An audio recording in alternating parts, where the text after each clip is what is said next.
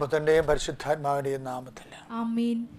എൻ്റെ പ്രിയപ്പെട്ടവരെ, ഇന്ന് പരിശുദ്ധ അമ്മയുടെ ദിവസമാണ്. ശനിയാഴ്ച നവംബർ 16 നമ്മൾ ശനിയാഴ്ച ഞായറാഴ്ചയുടെ അടുത്ത് ഒരു ഒരുക്ക ദിവസമായിട്ട് വരുന്ന കാരണം നമുക്കൊരു ആധ്യാത്മിക പരിവേഷമുള്ള പ്രത്യേക ദിവസമാണ്. എൻ്റെ അപ്പനൊക്കെ ശനിയാഴ്ച ഒരിക്കലും മുടക്കിയിട്ടുണ്ട്. അതിന് അപ്പം മരിക്കാൻ നേരത്തും ബോധം പോയി 23 ദിവസം കിടന്നിട്ട് അമ്മ അമ്മ എന്ന് വിളിച്ചാണ് അപ്പം മരിക്കുന്നത്. അത് രാവിലെ 10 മണിക്ക് വിളിക്കാൻ തുടങ്ങിയത് ഓർമ്മയില്ലാതെ 3 മണി വരെ വിളിക്കുമായിരുന്നു. ഞാൻ പിന്നീട് 5 ദിനങ്ങൾ ധ്യാനം നടത്തിയ സമയത്ത് അമ്മ എന്നോട് പറഞ്ഞ്, നിൻ്റെ അപ്പം മരിക്കാൻ നേരത്ത് ഞാൻ വന്നിട്ടുണ്ടായിരുന്നു. ഞാൻ അപ്പോഴാണ് ഞെട്ടിപ്പോയത്. കാര്യം അമ്മയുടെ ദിവസം അപ്പം കുറേ കാര്യങ്ങൾ ചെയ്യുമായിരുന്നു. പള്ളിയിൽ നിന്ന് വന്നിട്ട് അപ്പം നീലക്കൊന്നും അത് ഉപയോഗിക്കത്തുള്ളായിരുന്നു. പള്ളിയിൽ നിന്ന് വന്നിട്ട് വേലിയെന്ന് ചെമ്പരത്ത് എടുത്ത് അമ്മയെടുത്ത് കൊണ്ടുവന്ന് വെക്കുമായിരുന്നു. അമ്മയുടെ രൂപം ഉണ്ടായിരുന്നു കൂടുതൽ മാതാവിൻ്റെ. ശനിയാഴ്ചയ്ക്ക് അപ്പം ഇഷ്ടമുള്ള സമയത്തൊക്കെ ധർമ്മക്കാരോ അപ്പം വിളിച്ച് വരുത്തി കൊണ്ട് ഊണ് കൊടുക്കുമായിരുന്നു. അമ്മയോടൊരു ബന്ധം എന്ന് പറയുന്നത് വേറൊരു ബന്ധമാണ്. നമ്മൾ വിശ്വാസ ബന്ധത്തെക്കാളുപരി ഒരു സ്വകാര്യ സ്നേഹബന്ധമാണത്. എപ്പോഴും ഒരു ആത്മബന്ധത്തിലേക്ക് വരാൻ നോക്കണം. ഓക്കെ, രസം.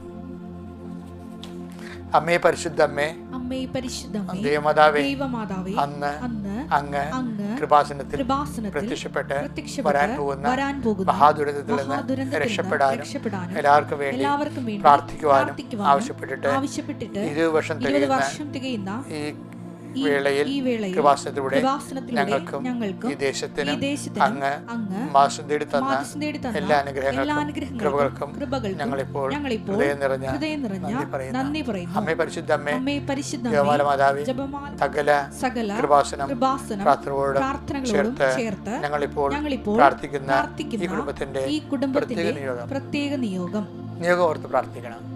സ്വന്തം നിയോഗം സമർപ്പിക്കുക. ഇന്നത്തെ നിയോഗം: യാത്ര,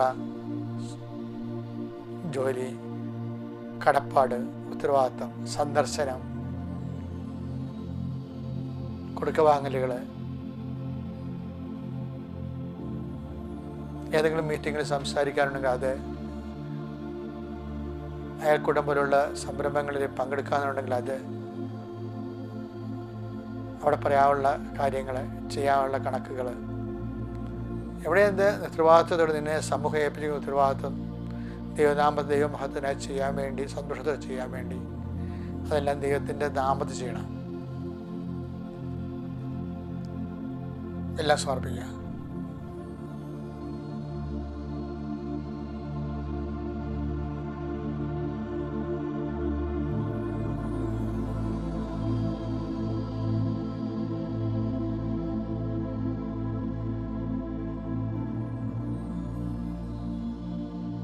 അമ്മയുടെ പ്രത്യക്ഷീകരണത്തിന്റെ ഈ ദ്വാദശകവേളയിൽ ഞങ്ങൾക്ക് സാധിച്ചു കനിയണമേ. വിശ്വാസ പ്രമാണം. സർവശക്തനായ പിതാവും ആകാശത്തിന്റെയും ഭൂമിയുടെയും സൃഷ്ടാവുമായ ദൈവത്തിൽ ഞാൻ വിശ്വസിക്കുന്നു.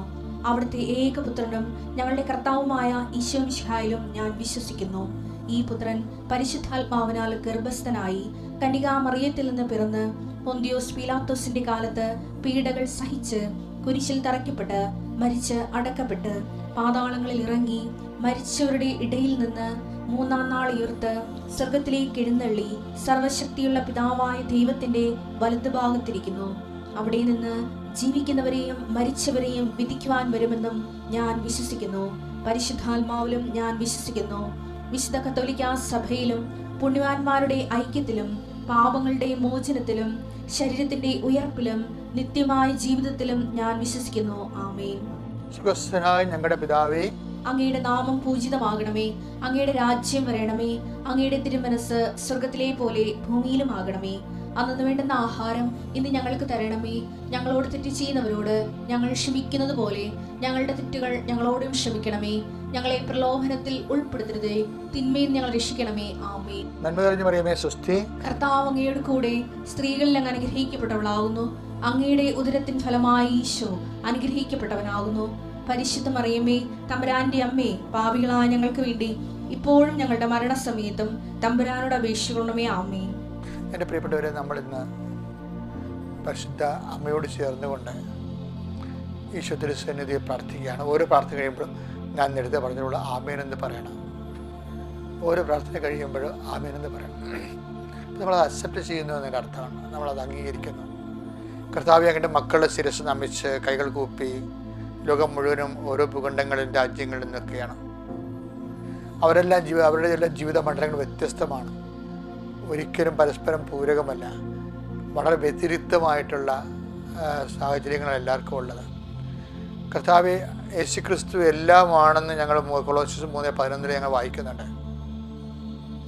അതനുസരിച്ച് കൊണ്ട് കർത്താവ് എല്ലാ മേഖലകളിലും എല്ലാമാകാൻ, കർത്താവിൻ്റെ കൃപ ഞങ്ങളിലേക്ക് ആവസിക്കാൻ, അവൻ പറയണ പോലെ ചെയ്യാൻ വേണ്ടി അമ്മ പറയുന്ന വഴിപാട് വചനങ്ങൾ അനുസ്മരിച്ചുകൊണ്ട് ഉടമ്പടി ചെയ്തിരിക്കുന്ന എല്ലാ മക്കളെയും സംബന്ധിച്ച് പ്രാർത്ഥിക്കുന്നു. യാത്രക്കാരെ സംബന്ധിച്ച് പ്രാർത്ഥിക്കുന്ന കർത്താവെ, യാത്ര തുടങ്ങുന്ന സ്ഥലം തൊട്ട് ഡെസ്റ്റിനേഷൻ വരെയുള്ള സ്ഥലങ്ങളിൽ സംബന്ധിച്ച് പ്രാർത്ഥിക്കുന്ന ഈശോയെ, അവരെടുക്കേണ്ട രേഖകളെ സംബന്ധിച്ച് പ്രാർത്ഥിക്കുന്ന ഈശോയെ, കർത്താവെ, പല പല സംരംഭങ്ങൾക്ക് വേണ്ടി, തൊഴിലിന് വേണ്ടി, വിദ്യാഭ്യാസത്തിന് വേണ്ടിയുള്ള ഉദ്യമങ്ങളെ സംബന്ധിച്ച് പ്രാർത്ഥിക്കുന്ന കർത്താവെ, ഒത്തിരി ഉദ്യമം നടത്തിയിട്ട് പരാജയപ്പെട്ടിട്ട് ഇനി മനസ്സിടിഞ്ഞ് എവിടെ പോകാനാണ്, ചത്ത് കളയാന്നൊക്കെ സ്വന്തമായിട്ടൊക്കെ വിചാരിച്ച് മറ്റുള്ളവരുടെ ഓരോരുത്തർക്കും ഓരോരോ കാര്യം നടത്തുമ്പോൾ ദൈവം നമുക്ക് നടന്നില്ലെന്ന് ഓർത്ത് വിചാരിക്കുന്നുണ്ട്. കല്യാണം നടക്കുമ്പോൾ വിഷമമാണ്, കാര്യം നമ്മുടെ കല്യാണം നടക്കണില്ല. മറ്റവർക്ക് ജോലി കിട്ടുമ്പോൾ നമുക്ക് വിഷമമാണ്, കാര്യം നമ്മുടെ കാര്യം നടന്നിട്ടില്ല. ഇങ്ങനെ ഓരോ കാര്യങ്ങളും മനസ്സിടിഞ്ഞ് എന്നാത്തിനാ പുറത്തിറങ്ങാത്ത ആൾക്കാരുണ്ട്. ഈശോയെ, പള്ളിയിൽ പോലും പോകുമ്പോൾ ആൾക്കാർ ചോദിക്കത്തില്ല, കല്യാണം നടന്ന, ജോലി കിട്ടിയ, ഇങ്ങനെ ഇവിടെ ഇല്ലായിരുന്നല്ലേ, എവിടെ ഇരുന്ന്, ഇപ്പോൾ ഒന്നും ആയില്ലേ, ഇങ്ങനെ ഓരോ ക്ഷേമാന്വേഷണങ്ങൾ പോലും ശരിക്കും പറഞ്ഞാൽ ചങ്കിന് കുത്തണ പോലെയുള്ള വേദന അനുഭവിക്കുന്നുണ്ട് ഈശോയെ. പലതരത്തിൽ വേദന. അതാണ് help those who have kind of travels എന്നങ്ങ് പറഞ്ഞത്. എല്ലാ തരത്തിലും വേദന അനുഭവിക്കുന്നുണ്ട്. അവരെല്ലാം നീ സന്ധിക്കണ പ്രാർത്ഥിച്ചു. ഈ ഒരു പ്രാർത്ഥന അതിനു വേണ്ടിയാണ് നീ ചെയ്തത്. അമ്മയുടെ പ്രത്യക്ഷത്തിൻ്റെ 20ാമത്തെ വർഷത്തിലാണ് ഈ പ്രാർത്ഥന തുടങ്ങിയത്. അനുദിന അനുഗ്രഹ പ്രാർത്ഥന, അമ്മയുടെ പ്രത്യക്ഷീകരണം സ്ഥിരീകരിക്കാൻ വേണ്ടി ജനകോടികൾക്ക് അമ്മയുടെ അനുഗ്രഹം ഉണ്ടായിട്ട് അവരെല്ലാം അമ്മയുടെ പ്രത്യക്ഷ സാക്ഷിയായി മാറാൻ വേണ്ടി ഇപ്പോൾ വേദനിക്കുന്നവർ, വിഷമിക്കുന്നവർ, സങ്കടപ്പെടുന്നവർ, ദുരിതം അനുഭവിക്കുന്നവർ, രോഗികൾ, പീഡിതർ, സാമ്പത്തിക ക്ലേശം അനുഭവിക്കുന്നവർ, പെൺമക്കളെല്ലാം വളർന്നു വന്നവർക്ക് ജോലിയില്ലാത്തവർ, അതേസമയം തന്നെ ഒരു തരത്തിലും അവർക്ക് മാന്യമായ ജീവിതം കുടുംബത്തിൽ തന്നെ കൊടുക്കാൻ പറ്റാതിരിക്കുന്നവർ, പലതരത്തിലും വിഷമം അനുഭവിക്കുന്നുണ്ട് ഈശോയെ. മാതാപിതാക്കന്മാർ തുഴഞ്ഞ് കരയേറി അക്കരെ ജീവിതത്തിൻ്റെ അക്കരെ എത്താൻ വേണ്ടി തുഴച്ചില്ലേ കൈയും കാലം തളർന്നു പോയിട്ട് കിടപ്പിലായി പോയവരുണ്ട്, സംസാരിക്കാൻ പറ്റാത്തവരുണ്ട്, എന്ത് ചെയ്യുമെന്ന് അറിയാൻ പോലെ അങ്ങോട്ടും ഇങ്ങോട്ടും എന്ത് ചെയ്യുമെന്ന് അങ്ങോട്ടും ഇങ്ങോട്ടും ചോദിക്കുന്നുണ്ട്. ആർക്കും ഉത്തരവില്ല. എന്നിട്ട് അവസാനം മക്കൾക്ക് വീട്ടിലിരിക്കാൻ പോലും പറ്റാതെ അവർ ഇറങ്ങി നടക്കുന്നവരുണ്ട്. ഇറങ്ങി നടന്ന് കുറച്ച് നടന്നിട്ട് അവർ ആരെങ്കിലുമൊക്കെ ആയിട്ട് പിന്നെ തിരിച്ചു വരും. അപ്പം ഇങ്ങനെ വളരെ അങ്കപ്പാട് അനുഭവിക്കുന്ന ഒത്തിരി മക്കളുണ്ട് ഈശോയെ. അവരെല്ലാം നീ ഇന്ന് ഓർക്കണം, അവരെല്ലാം നീ സന്ധിക്കണം. അവർക്ക് വേണ്ടിയെല്ലാം പറ്റുന്നത്ര എൻ്റെ ഈ പ്രാർത്ഥന കൂടുന്ന മക്കളെ നിങ്ങൾക്ക് പറ്റുന്ന പോലെയൊക്കെ എല്ലാവരും സഹായിക്കാനും ദൈവത്തിൻ്റെ കൃപയെ വളരാനും സുവിശേഷ സാക്ഷിയാകാനും ദൈവം നിങ്ങളെ സഹായിക്കട്ടെ. നിത്യം പിതാവും പുത്രനും പരിശുദ്ധാത്മാവായ സർവ്വസ്വരേ നയിക്കുക.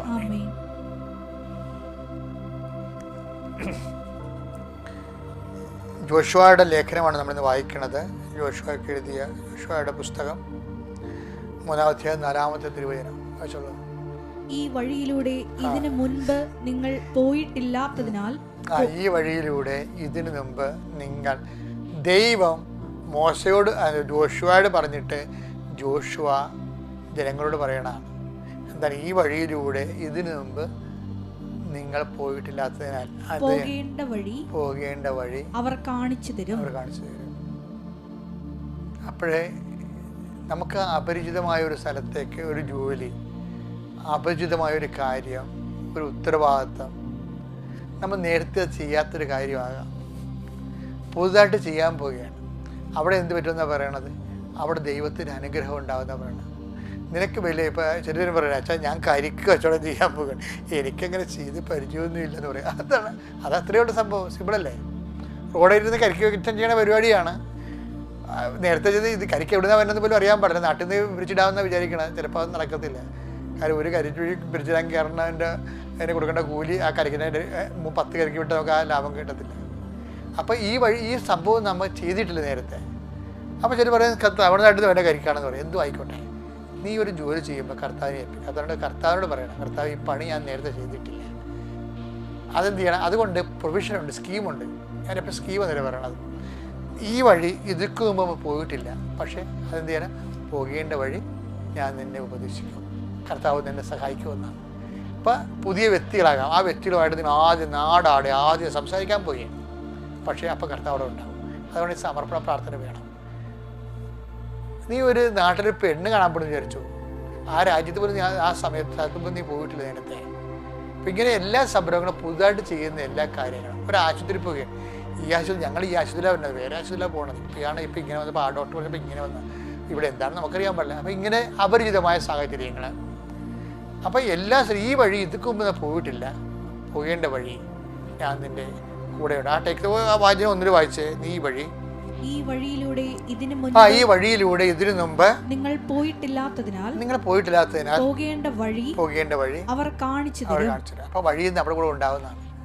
അതാണ് സംഭവം. ഇതിൻ്റെ എന്ന് വെച്ച് കഴിഞ്ഞാൽ അപരിചിതമായ സാഹചര്യത്തിലൂടെ പോയാലും ദൈവത്തിൻ്റെ സാന്നിധ്യം ഉണ്ടാവും. അപരിചിതമായ സാഹചര്യത്തിലൂടെ നീ പോയാലും നീ ഒറ്റക്കല്ല. അതാണ് ഇതിൻ്റെ അകത്ത് വരുന്നതാണ് ജോഷുവ 1:9. എന്താണ്? I will come with you wherever you go. അത് ഇതാണ് കണക്റ്റഡാണ്. എന്ന് കഴിഞ്ഞാൽ ഈ വഴി ഇതുക്കുമ്പോൾ നീ പോയിട്ടില്ല, നീ എവിടെ പോയാലും അപരിചിതമായ വഴിയിലൂടെ ആയാലും ഞാൻ നിൻ്റെ കൂടെ ഉണ്ടാവും. ഇതിനേക്കാൾ ആവശ്യങ്ങൾ ആർക്ക് വേണം? വിശ്വാസം. നമുക്ക് ഇതുപോലുള്ള ദൈവത്തിൻ്റെ വാഗ്ദാനങ്ങളാണ് നമ്മുടെ ആസ്തി എന്ന് പറയുന്നത്. ഇതിൻ്റെ കൂടെ വായിക്കാവുന്നൊരു വചനമാണ് ശരിക്കും പറഞ്ഞാൽ 32:8 സങ്കീർത്തനം. എന്താണ്?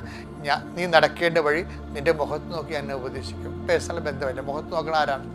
നമ്മൾ അടുത്തടുത്ത് സംസാരിക്കുമ്പോൾ ഏറ്റവും സതീർത്ഥനും സുഹൃത്തുമായിട്ടുള്ള ആൾക്കാരാണ് നമ്മുടെ ബന്ധുക്കൾ, സ്വന്തപ്പെട്ടവരാണ്. മുഖത്ത് നോക്കി നമ്മളോട് സംസാരിക്കുന്നത്. അപ്പോൾ ദൈവം അങ്ങനെ ഒരു നമ്മളെ സംരക്ഷിക്കാൻ ദൈവം അങ്ങനെ ഒരു റലത്തിലേക്ക് വരുമെന്നാണ് നിൻ്റെ മുഖത്ത് നോക്കി. അപ്പോൾ ഇതെല്ലാം ഇൻ്റർകണക്റ്റഡ് വചനങ്ങളാണ്. അപ്പോൾ അതുകൊണ്ട് എൻ്റെ സഹോദരനെ ശ്രദ്ധിക്കേണ്ട കാര്യം, അതായത് സത്യമായൊരു കാര്യമാണ്. അതുകൊണ്ട് അപരിചിതമാണെന്ന് വിചാരിച്ചുകൊണ്ട്, ചെയ്തിട്ടില്ല എന്ന് വിചാരിച്ചുകൊണ്ട്, ആ വഴി പോയിട്ടില്ല എന്ന് വിചാരിച്ചുകൊണ്ട് വിഷമിക്കുകയൊന്നും ചെയ്യരുത്.